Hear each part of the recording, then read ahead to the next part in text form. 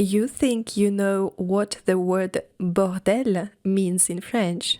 Today I'm taking you to a real bordel in Paris, and it might not be what you are imagining right now. My name is Elfira, and this is Paris Ma Chérie, the podcast where you start to truly understand real spoken French. So, shall we go?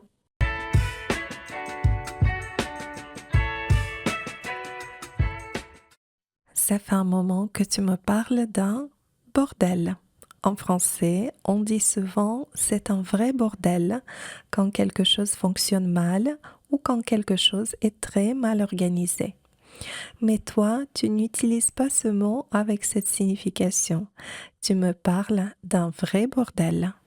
Autrefois en France, on appelait un bordel une maison close. Le mot clos, close, vient du verbe clore, qui veut dire fermer. Une maison close était donc une maison fermée. Les femmes travaillaient là, elles exerçaient le plus vieux métier du monde, et les hommes venaient pour les rencontrer. Tu m'expliques qu'une ancienne maison close à Paris a été transformée en hôtel avec un bar. La décoration est restée comme à l'époque. Tu es curieux et tu voudrais voir cet endroit avec moi. Alors, on y va. J'arrive à Pigalle en métro. C'est un quartier célèbre de Paris avec le Moulin Rouge et les sex shops. Il fait nuit dehors. Je rentre dans l'hôtel et le réceptionniste m'indique la direction du bar. Le velours rouge est partout. La moquette, les murs, les fauteuils. J'adore cette ambiance. C'est très cosy. Tu es en avance. Je te vois assis dans un fauteuil rouge. Tu es élégante ce soir. Moi, j'ai fait un peu moins d'efforts. Je suis partie un peu vite de chez moi. Le serveur prend mon manteau. Les fenêtres sont fermées par des rideaux lourds en velours rouge. Toujours ce rouge, partout. Je me sens vraiment enfermée dans cet espace, comme les femmes autrefois. Il y a beaucoup de vieux miroirs avec des taches marron. La salle est éclairée par des lustres baroques. Les murs sont décorés de tableaux de femmes, des femmes très belles, rondes et toujours nues. Elles portent seulement de jolies chaussures. Il y a aussi des sculptures en marbre de femmes nues, même dans les toilettes. Il y a plusieurs mots en français pour parler de ces femmes. Certains mots sont très directs et d'autres sont, disons, plus polis. Je vais tout vous expliquer dans mon club entre les lignes. Ici, sur YouTube, je ne peux pas le dire clairement à cause des règles strictes de la plateforme. La collection d'alcool derrière le bar est impressionnante. Elle ressemble à un joli tableau, coloré et éclairé. Le barman est très habile avec son shaker, un vrai jongleur. On commande les boissons. Je choisis un cocktail sans alcool qui s'appelle Mimi. Je trouve le nom drôle. En français, Mimi veut dire mignon. Toi, tu préfères un verre de vin blanc. On commande aussi à manger une burrata avec des tomates pour toi et pour moi des sardines. Tu me fais goûter la burrata. La sauce est excellente, mais mes sardines sortent d'une boîte de conserve. La seule chose qu'on a faite, c'est de les poser dans l'assiette en forme de soleil avec ses rayons. Tant pis pour moi, j'ai pris une entrée au lieu d'un plat. En regardant les sardines dans mon assiette, je me souviens d'une chose. Un jour, j'ai vu une exposition à Paris. C'était une exposition d'affiches. Les illustrateurs devaient dessiner Paris d'une façon drôle.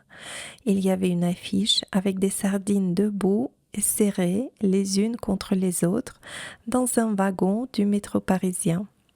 Le wagon était plein de sardines à la place des gens. C'était très amusant.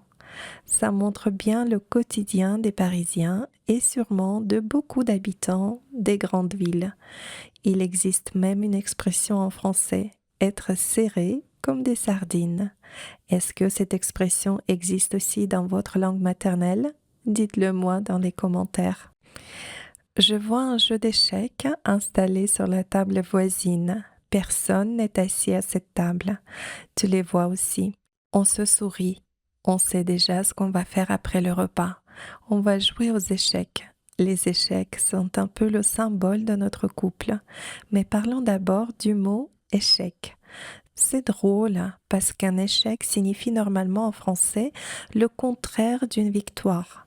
Alors pourquoi appeler un jeu des échecs? Pour moi, c'est un mystère.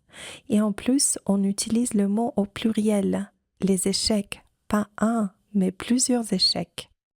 Je vais partager un secret avec vous. Vous savez garder les secrets? Je vous fais confiance. Notre histoire d'amour a commencé par une partie d'échecs. À l'époque, on discutait sur Internet, mais on ne s'était jamais rencontrés.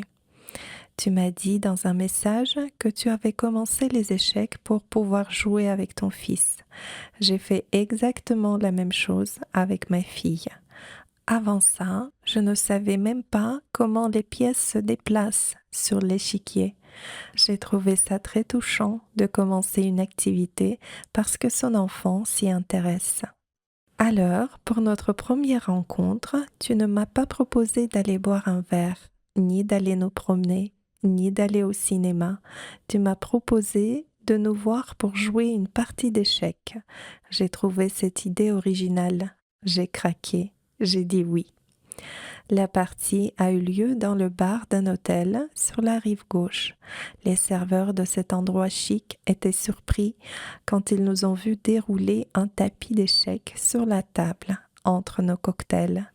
Dans ce lounge piano-bar, ils avaient plutôt l'habitude de voir des couples s'embrasser sur les canapés en velours. Tu prenais l'avantage de plus en plus, tu mangeais mes pièces l'une après l'autre. Échec, échec, et enfin échec et mat. La partie était terminée. Face à toi, je suis en échec au jeu d'échecs.